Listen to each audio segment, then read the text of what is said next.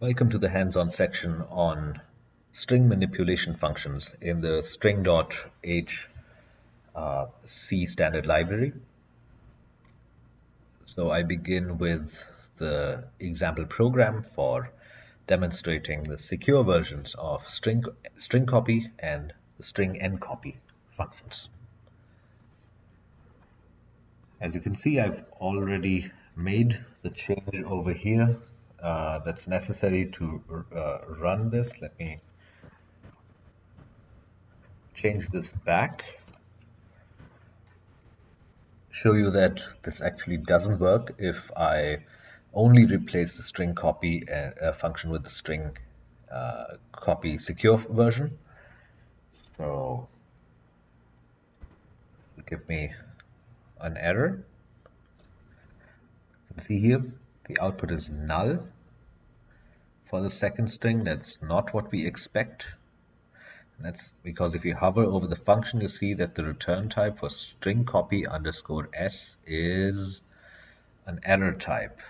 So it's not what we expect. It's not a character. It's not a pointer to the first argument that we have over here to this. It's not a pointer to the first character of the string. And that's why I have to take this out. I have to call the string copy function before I get to the printf statement. And when I get to the printf statement, y will already be updated. So I have to do this in two separate statements. Now the string encopy function in this example was already being called outside of the printf statement. So I don't need to make any changes over here. But in the original example, the string copy function was placed here as one of the arguments of the printf statement. So I can't do that. So let me run this now and check the output. What we expected.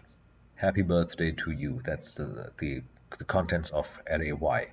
Before that just showed up as null. Okay. Now let me jump to the second example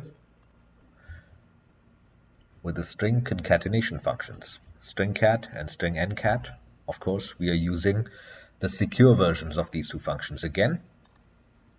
And just like for the string copy and for the string copy example that I just showed you, I have to do this in two statements. So string concatenation is done outside here because the return type of string cat and string ncat secure versions in Visual Studio is not a pointer to the first argument, s1 over here, or s3 for the second time I'm using it, or s3 for the third time I'm using it. So I have to add really three statements over here. I have to break up the single printf statement that I had. I have to break that up into a call to string cat secure, and then a printf statement in which I simply print out s1. I guess that also improves readability a bit. And I do the same thing for this printf statement over here. I take out the string ncat call, string ncat secure call. I do that before calling printf, and in printf I just print out the new value of s3. And the same thing for the last printf statement. I take out string cat secure, call that before the printf statement, and just print out s3 again. Let me run this for you again. And there you go. The output is exactly the same that we saw in the book's code. Happy New Year. Happy New Year. Just happy. And happy New Year.